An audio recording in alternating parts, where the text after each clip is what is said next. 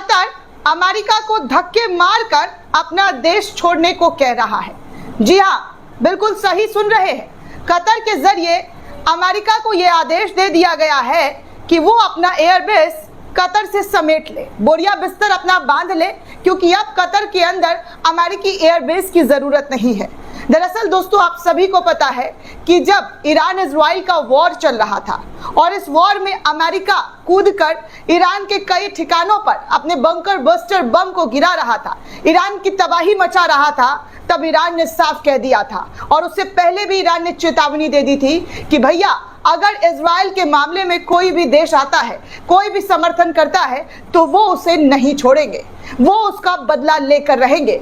अब अमेरिका को लगा कि वो तो सुपर पावर है, उनके आगे भला कौन सा देश पंगा लेने आएगा, उनसे कौन सा देश टकराएगा। लेकिन ये देश था ईरान।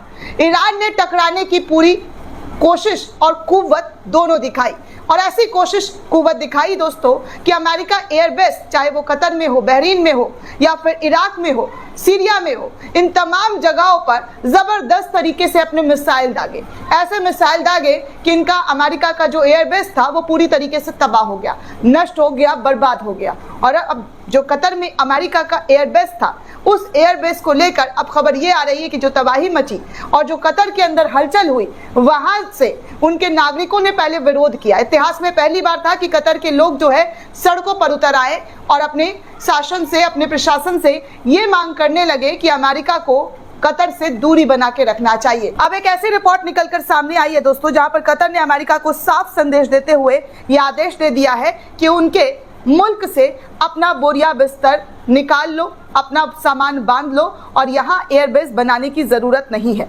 सबसे पहले दोस्तों मैं आपको ये खबर दिखा दूं कि क्या खबर निकलकर सामने आ रही है और किस तरीके से जो है कतर ने डिमांड किया है अमेरिका के सामने कि आप जो है अपना एयरबेस जो भी है वो सब कुछ हटा लीजिए। दोस्तों देखिए, आरकेएम न्यूज़ के हवाले से रिपोर्ट आ रही है, आप स्क्रीन पर भी देख सकते हैं और स्क्रीन पर क्या आपको दिखाई दे रहा है। बिग ब्रेकिंग न्यूज़, कतर ने यूएस से डिमांड किया है कि वो Al Udeid airbase to stabilize new place with Iran, middle east and Israel. जी हाँ, कतर ने साफ तौर पर डिमांड किया है कि वो जो है अल उबैद एयरबेस को छोड़े और कोई नई जगह जाकर अपना ठिकाना ढूंढ ले। तो इसी को एक यूज़र के जरिए शेयर करते हुए जानकारी साझा की गई। बताया कि कतर ने मांग की है कि ईरान, मध्य पूर्व और इजराइल के साथ नई शांति स्थापित करने के लिए अमेरिकी सैनिकों को अल उबैद एयरबेस छोड़ देने को कहा है, अल उबैद एयरबेस को यहाँ से खाली कर देने को कहा है। कतर के जरिए ये डिमांड कर दी गई है। अब आप समझ सकते हैं कि कतर के जरिए कितनी बड़ी मांग जो है अमेरिका के सामने रख दी है। उनका बोरिया बिस्तर बांधने की बात कर दी है। जो उनका एयरबेस था, अब उस एयरबेस को इस्तेमाल करने के लिए मना ही कर दिया गया है, कहीं और शिफ्ट करने की बात की जा रही है। तो ये सब कुछ अमेरिका के साथ हो रहा है दोस्तों, और साथ में इजराइल को भी एक बड़ा तगड़ा वाला झटका लग गया है। और ऐसा तगड़ा झटका लगा है जिससे इजराइल, पहले से ही उसकी थू-थू हो रही थी पूरी दुनिया में, पहले से ही उसका विरोध हो रहा था। अब यूएन के अंदर इजराइल को ब्लैक लिस्ट कर दिया गया है। जी आप बिल्कुल सही सुन रहे हैं, यूनाइटेड नेशन ने इजराइल को ब्लैक लिस्ट कर दिया है। खबरों की बात की जाए तो यूएन ने इजराइल को ब्लैक लिस्ट किया है। बेंजामिन नेतन्याहू की बहुत बड़ी मुश्किल जो है यहाँ पर बढ़ती हुई नजर आ रही है। ऐसी बड़ी जानकारी, बड़ी खबर जो है वो निकलकर यूएन की तरफ से सामने आई है कि कैसे यूएन के जरिए ये बड़ा कदम उठाते हुए इजराइल को तगड़ा वाला झटका दे दिया गया है। तगड़ा वाला झटका। आप सोचिए कि इजराइल जो अपनी शक्ति का दुरुपयोग लगातार कर रहा था, कैसे उसको लग रहा था कि वो पूरी दुनिया में सबसे महान काम कर रहा है, लेकिन उसकी महानता एक के बाद एक करते हुए निकलती हुई नजर आ रही है। उसको हर तरफ से झटका लगता हुआ दिखाई दे रहा है। इजराइल को अब समझ में आ गया है कि वो जो कर रहा है वो कितना गलत है। पूरी दुनिया में इजराइल के खिलाफ इस वक्त मुखालफत बहुत तेज़ी से बढ़ता हुआ नजर आ रहा है, पूरी दुनिया में। जी हाँ, पूरी दुनिया में। इनफैक्ट इजराइल के लोग अपनी ही सरकार के खिलाफ सड़कों पर उतर आए हैं। इससे बुरा क्या हो सकता है दोस्तों?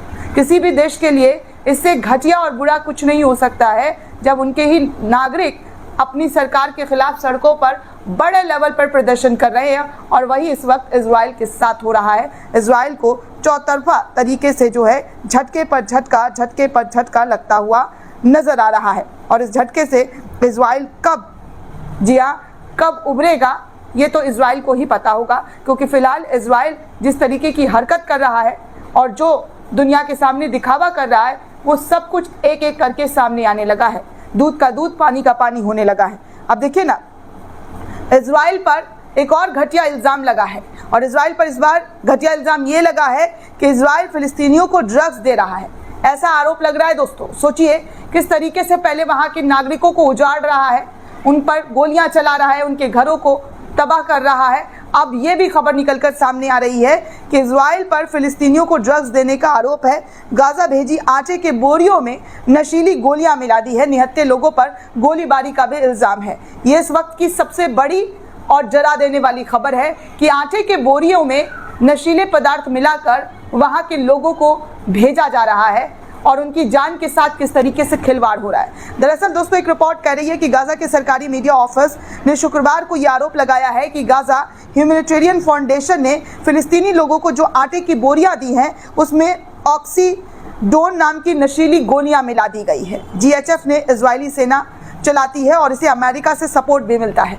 इस खुलासे के बाद गाजा में मानवीय संकट पर और गहरा साया मंडराता हुआ नजर आ रहा है। इससे घटिया और गिरे दर्जे का काम कोई कैसे कर सकता है दोस्तों कि आटे के बोरी में, जी हाँ, आटे के बोरी में नशीले पदार्थ मिलाकर दिए जा रहे हैं। पहले तो खाना देने के लिए लोगों को बुलाया जा रहा है और जब भीड़ इकट्ठा हो रही है तो उनको गोलियों चलाकर उनका जान लिया जा रहा है, उनको गोलियों से मार दिया जा रहा है। अब आटे के बोरियों में नशीले पदार्थ मिलाकर उनकी जान के साथ खिलवाड़ किया जा रहा है। ये तमाम खुलासा जो है हो रहा है। जीएचएफ इजरायली सेना की तरफ से चलाया जाता है दोस्तों, और इस सेना के जरिए कैसी कैसी हरकतें की जा रही है वो आपके सामने है। आशंका है कि जानबूझकर आटे में कुछ नशीले पदार्थ मिलाए जा रहे हैं जिससे फिलिस्तीन ने खाकर उनकी जान चली जाए, वो बीमार पड़ जाए और इस कदर बीमार पड़ जाए कि उनकी जो है जान पर बनाए। जीएमओ ने कहा है कि ये लोग नशे की लत लगाने की साजिश है और इजरायली नशी दवाओं को हथियार के तौर पर इस्तेमाल कर रहा है। ये वॉर क्राइम और अंतर्राष्ट्रीय कानून का सीधे तौर पर उल्लंघन है। बता दूं दोस्तों कि इस दवाई की वजह से क्या क्या जो है नुकसान उठाना पड़ सकता है। ऑक्सीडोन जो टैबलेट है, जो नशीली दवाइयाँ हैं, उससे नर्वस सिस्टम पर असर होता है। दर्द कम करने के लिए दी जाती है ये दवाई। कैंसर ट्रीटमेंट के दौरान भी ये दवाई दी जाती है। दिमाग और नर्वस सिस्टम पर बुरी तरीके से असर डालता है और इसके साइड इफ़ेक्ट्स ये होते हैं दोस्तों कि बहुत तेज़ नींद आना, नशे की लत लग जाना, चक्कर आना, मतली, कब्ज, सांस लेने में तकलीफ, बेहोशी और मौत। ऐसी जानकारी निकलकर सामने आ रही है और ऐसी हरकत इजराइल के जरिए गाजा के लोगों पर की जा रही है।